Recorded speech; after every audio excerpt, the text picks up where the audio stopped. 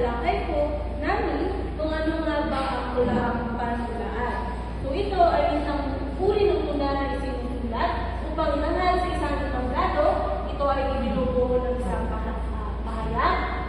Ito ay binuo upang ipahayag ang damdamin, kalagasan, sa isang masining na paraan sa pamamagitan ng pag-arte o di kaya pananalita. So dito ito ay isang anyong tula na hindi lamang para basahin, kundi itanghal sa isang entablado. Dito ay pinagsama ang elemento ng tula at elemento ng tula. Layunin ng tula ang pantulaan na may pahayag ang damdamin at kalagasan at mga kaisipan ng isang tao sa paraang masining at madamdamin. So ngayon ay itatalakay ng Pinoong Moda kung ano nga ba ang mga uri ng isang tulaang panhulaan.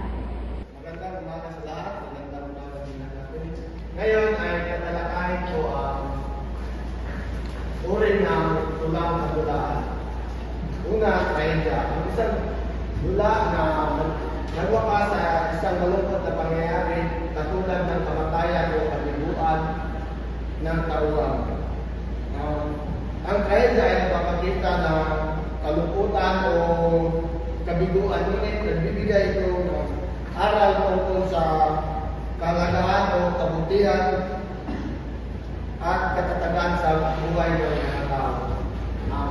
Ang mga posibleng tema naman dito ay ang una, ang pag-ibig na sinubok ng tadhana; pangalawa, kapangyarihan at kasakiman; pangatlo, kamatayan; pang-apat, kabiguan sa buhay. Ang mga halimbawa naman nito ay ang mga aklat Dorante at Laura ni Francisco Balagtas, Owen de Rex ni Sophocles. Pangalawa, komedya. Ito ay nagbibigay aliw at kasiyahan. Madalas ito ay nagtatapos sa masayang pangyayari. Ang komedya naman ay magaan at masaya. Ang layunin nito, papakita tayo ng mga problema. May solusyon at magandang makasarin. Ang mga posibleng tema naman nito, kay komedya ay ang pag-ibig at pagkakaibigan. Pangalawa, katatawanan sa buhay. Ang halimbawa naman ng isang komedya ay ang The Comedy of Error ni Shakespeare. Ngayon, ngayon ay tatalakay ko kung ano nga ba ang natitirang na tungkol ng isang tulang panhulaan. Kung nga dyan ang isang tulang ito ay puno ng matinding damdamin. Ito ay madalas emosyonal, hindi kaya nakakaiyak. So ito ay isang tula na puno ng emosyon, hindi kaya damdamin na madalas ang nakakaiyak at nagpapakita ng sakripisyo o kabutihan. So ang posibleng tema ng isang melodrama ay ang pagsasakripisyo at pag-ibig, katanungan at malasakit, kahirapan at katapatan.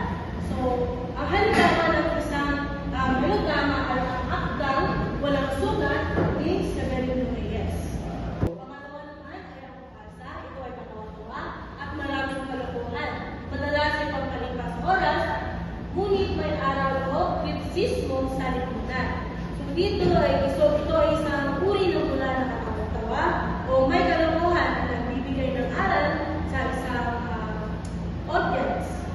So ang posibleng tema ng isang basa ay ang politika o katiwalian, kalokohan ng lipunan, katamaran o pagmamalaki o pagkapalaluhan. So ang halimbawa ng isang basa ay ang akdang Juan Tamad ni Abadilla o di kaya ni Jesus. Pangatlo naman ay ang Sagrete.